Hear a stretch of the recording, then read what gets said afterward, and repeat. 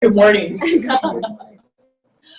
So this morning we are continuing a theme we started, for those of you who are here for the first time. Last week we started a theme on living your dream and really looking at what is it that we're dreaming. Okay, what is it that we're dreaming? That we're waking up to take responsibility for what's going on in here and how to up-level that dream, up-level that thought, up-level that consciousness. And today, my message is the dream of heaven on earth. How many want the dream of heaven on earth? Yeah.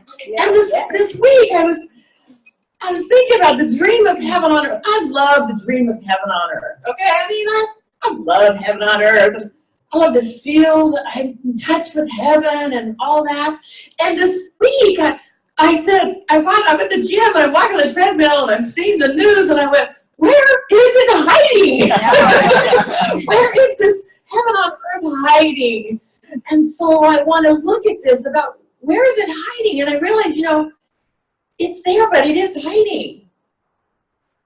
It reminds me of this story that I heard, and the great creator called her group of masters together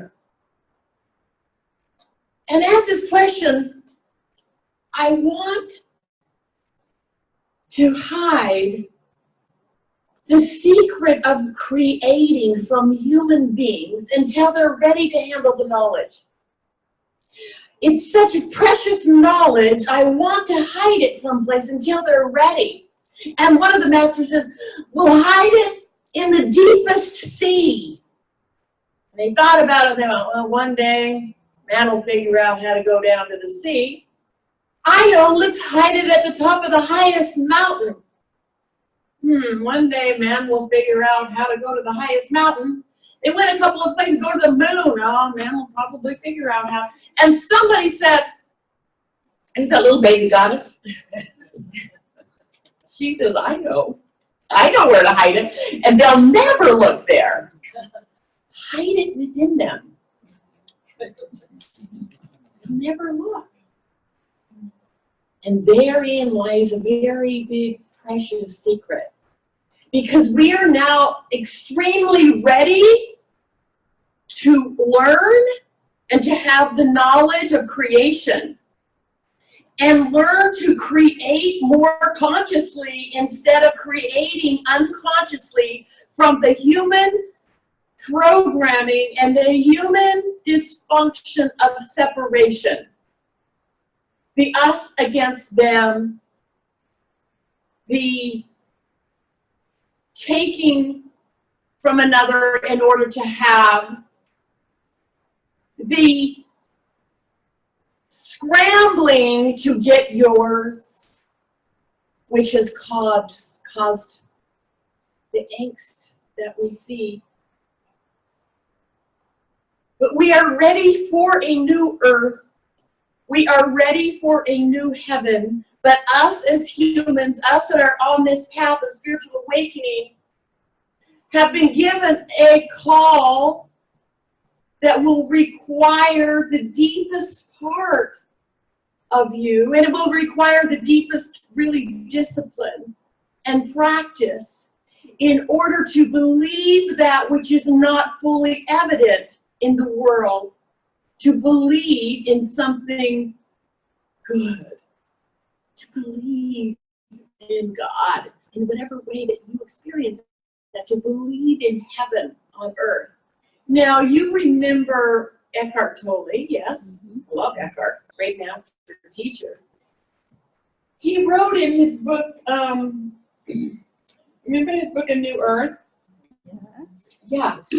And he talks about where that name came from. And I wanted to share that. The inspiration, he says, for A New Earth came from the Bible prophecy, both in the New Testament and the Old Testament, where it speaks of the collapse of an existing world order and the arising of a new heaven and a new earth. He says a new heaven is the emergence of a transformed state of human consciousness, and a new earth is the reflection of that transformed state on our earth. So I invite us to look at our own individual earth, because that's where we deal. So yes, there's this whole big macrocosm and this experience of the transformation of human consciousness, but forget the transformation of human consciousness outside. We have enough to do with the transformation of our own consciousness, right? And so we want to look at, there's 3 secrets of where it's hiding. Okay. If I get your attention, yeah. Yep. When I say secret, you're like, okay, she's going to give it to us. She's going to give us a secret, right? So we're going to look at the secret of where it is that it is hiding, and how is it that we can begin to embody this heaven on earth consciousness in our own consciousness, therefore begin to see it reflected in our own earth. In other words, in our own experiences, right? Yes. So first of all, we look at, I mean, I know you guys know that heaven is within us, right? But I'd like us to look more specifically, the nature of the divine, the nature of God is spirit, soul, and body, okay, including everything. The nature of the individual is spirit, our God self, our soul, which is our subconscious really, and our body of life.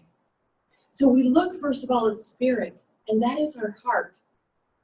That reflection, that connection is our heart. That deep within our heart and deep within the cleansing of our own heart, we can begin to experience and embody this heaven on earth. So it's like caring for our heart. When your mind will deceive you. Have you noticed? Like if you're making decisions and such, your mind can deceive you. But once we become more connected to our heart, we are not deceived. Our heart is our connection to our spirit. Our heart, I'm talking about that spiritual heart, and that's reflected in our physical heart as well. To make it time to listen to our heart again. When we are listening to our heart, when we are healing the wounds that our heart feels, when we are embracing our own nature, our own pain, our own life, our own essence, that is we grow in our ability to manifest love. Our spiritual nature, your spiritual nature, our spiritual nature, it is evoking out of us through our own desires a greater desire for heaven in our own earth. That looks like, think about this. What have you really deeply been desiring? You don't have to answer that, but you could. Breakfast? Then your soul needs to eat, babe. So when we look at what's deeply calling us, our own dream, okay, our own dream, what's calling us, it's usually something in our life, like greater loving communion and relationship with others. It's calling us to greater freedom of expression. It's calling us to be surrounded in more beauty. It's calling us in the depth of our heart. When we start to listen to our heart, it is calling us on the pathway of our own evolution and our own happiness and our own joy. Your heaven is calling you through your heart. Your heaven is calling you through your heart. But we have been so conditioned to say no. We've been so conditioned to say, oh, no, no breakfast, no, love, oh, that's for other people. Money, no, that's for others. Freedom, life, expression, our heart.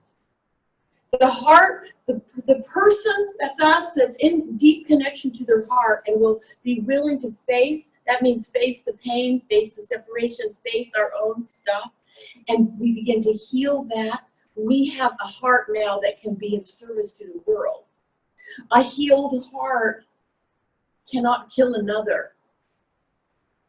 A healed heart cannot do that. When we see the suffering around and we see the violence, we are seeing unhealed hearts. We are seeing unhealed hearts projecting rage and projecting violence because it's coming out of them. The call for greater love in us that's what is being called. Not to fight against hell, but to evoke and heal our own places of violence in us, that we can be the one that can set forth that resonance, that field, and add to that field of love in the world. A heart that is healed cannot inflict violence. Our heart can expand. There is magic in your heart. Do you want to feel it? If you were in meditation, you felt the magic of your heart, did you not? Our heart, even just sitting here, your ability to expand the energy of your heart outside of your body, to expand the energy of your heart and to fill this room up with the energy of your heart, changes the space in this room. Your ability to tap into that and set that forth, you are creating heaven in your space, in your home, in your workplace, in your relationships. The hidden place of accessing heaven on earth is right within us, and it is calling us to express it. We have a choice at any moment, and that is the choice to see heaven or the choice to see hell. There is a great little story or analogy or metaphor. And someone had a vision and there was hell. And in hell, the vision of hell was that everybody had these very, very long spoons and they had a bowl of soup and they couldn't eat it. They were skinny and they were dying and they were just so skinny because they had this big, but they couldn't get it because the thing was right here. So they kept trying to scoop up the food and eat it, but they couldn't. And so though the food was everywhere, they could not access it and take it in, and that is hell. But in the picture of heaven, they had the spoons. They had the bowl. The spoons were just as long, but they had learned to feed one another. And they take the spoon and fed one another. And out of that, everyone was fed. Through our heart of compassion and through our expanding heart of love, the natural experience of heaven is feeding one another. And we cannot feed one another unless we have fed our own spirit and paid attention to our own heart, honestly, in our own heart. So at any moment we begin to make a choice. The other aspect that is our hiding place, is the hiding place of heaven on earth, is the soul aspect, is your mind. Is your mind, is your ability to choose attention, the ability to choose thought, the ability to choose what we will contemplate. And at any moment, we are contemplating the good in the world, or we are contemplating, I don't like good and bad, it's like we are contemplating God, good, expansiveness, or we are contemplating contraction and separation, right? So one of my favorite books, do you mind if I read again? No. Say no. No. I would love you to read it. I love reading because I have you know I'm reading without glasses. Oh, you are? I got contacts. Oh. I know, right? Okay. All right. So one of my favorite books, it's an old New Thought book called The Pathway of Roses by Christian Larson. And he's got a chapter in there and it's called The Good That Is in You. And every time I hear that, I'm like, it's so true. It's like, what are we putting our attention on? What are we contemplating? It says the good that is inherent in everything is inherently, infinitely greater and more powerful than any imperfection or undeveloped condition that may exist in the outer world. Get this? In other words, the good that is in everything is way more powerful than imperfection.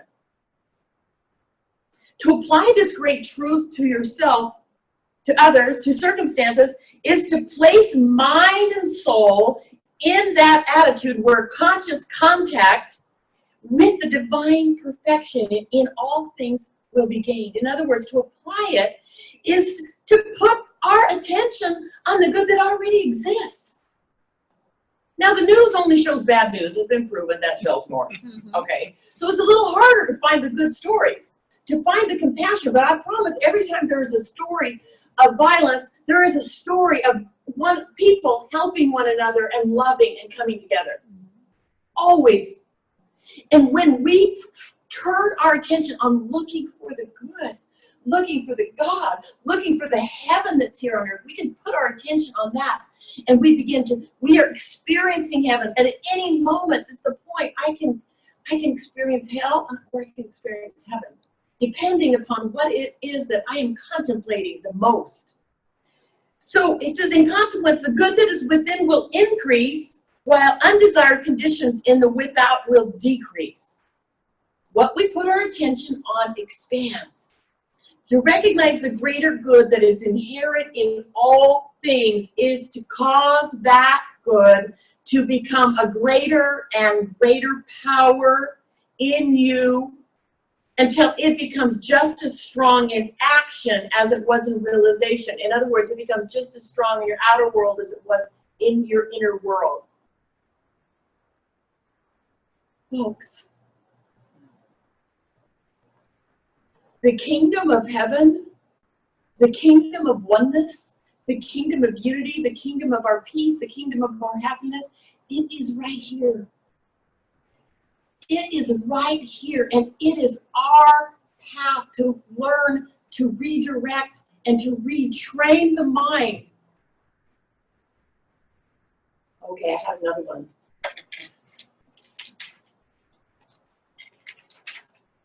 Back to Eckhart. He says evolve or die. He doesn't mess around that. It's like, hey, you folks better evolve or you're going to die.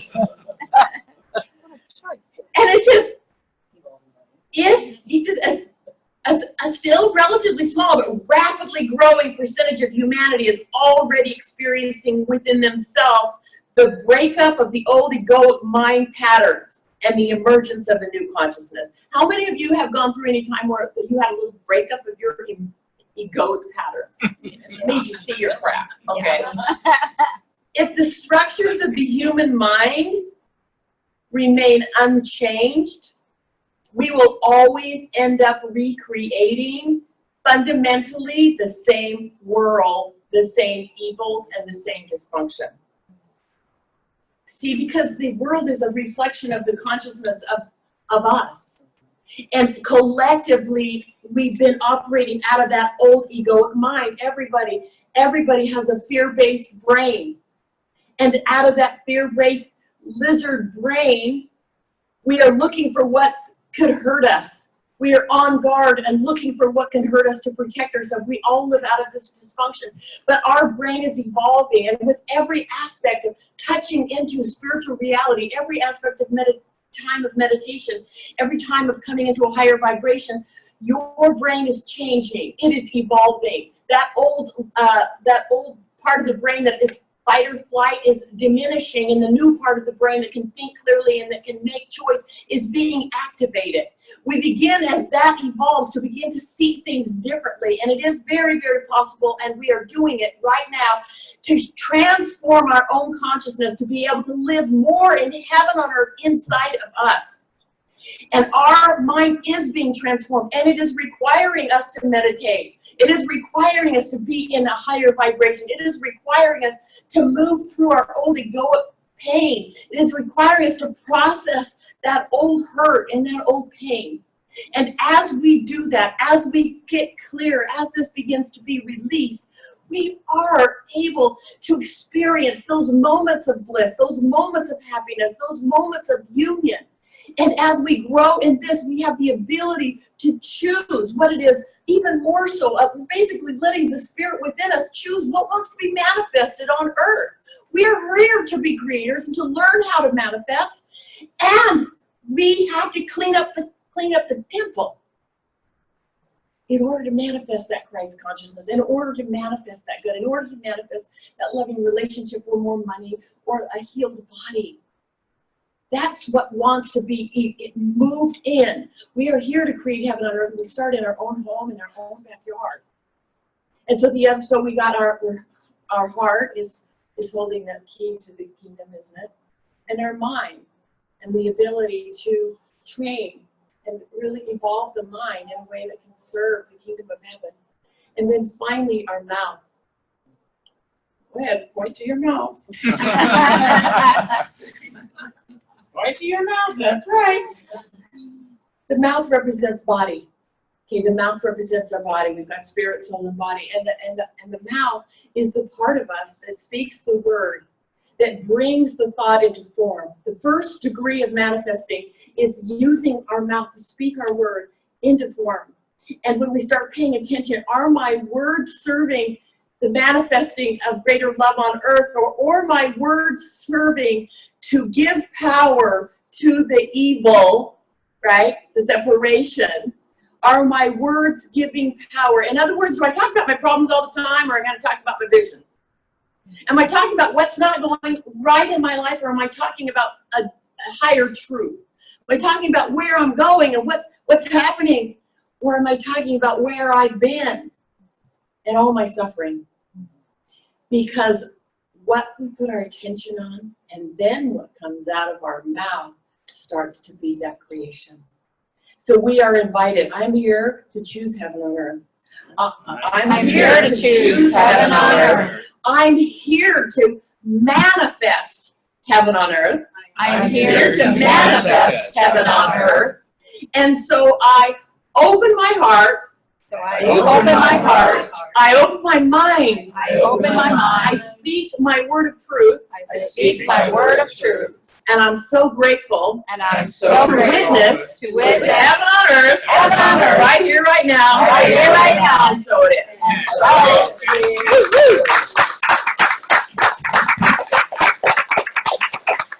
I hear we're going to have another song by that beautiful choir. We are.